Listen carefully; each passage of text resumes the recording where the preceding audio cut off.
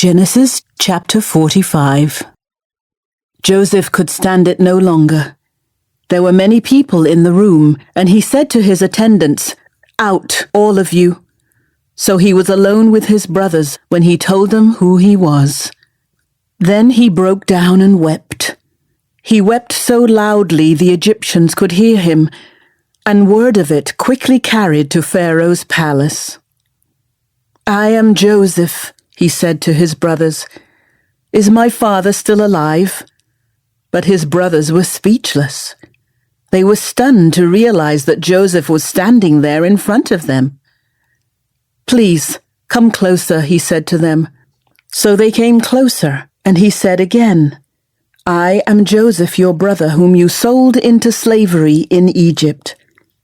But don't be upset, and don't be angry with yourselves for selling me to this place. It was God who sent me here ahead of you to preserve your lives. This famine that has ravaged the land for 2 years will last 5 more years, and there will be neither plowing nor harvesting. God has sent me ahead of you to keep you and your families alive and to preserve many survivors. So it was God who sent me here, not you, and he is the one who made me an advisor to Pharaoh, the manager of his entire palace and the governor of all Egypt. Now hurry back to my father and tell him, 'This is what your son Joseph says. God has made me master over all the land of Egypt, so come down to me immediately. You can live in the region of Goshen, where you can be near me with all your children and grandchildren, your flocks and herds, and everything you own. I will take care of you there, for there are still 5 years of famine ahead of us. Otherwise you, your household, and all your animals will starve." Then Joseph added, "Look, you can see for yourselves, and so can my brother Benjamin, that I really am Joseph.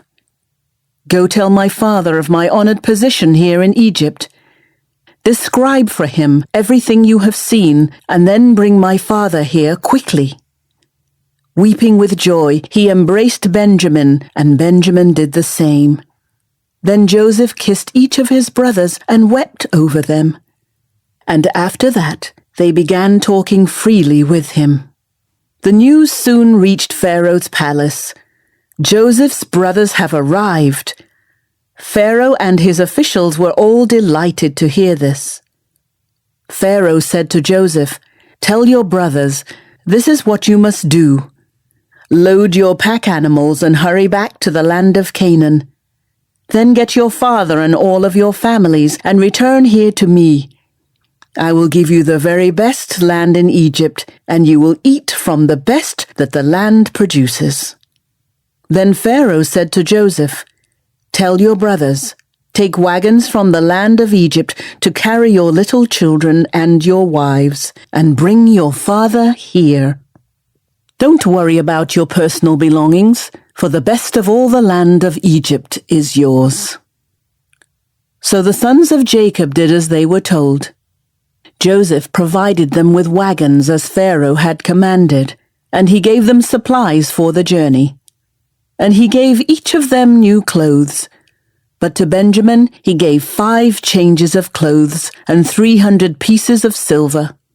He also sent his father 10 male donkeys loaded with the finest products of Egypt, and 10 female donkeys loaded with grain and bread and other supplies he would need on his journey. So Joseph sent his brothers off, and as they left, he called after them, "Don't quarrel about all this along the way."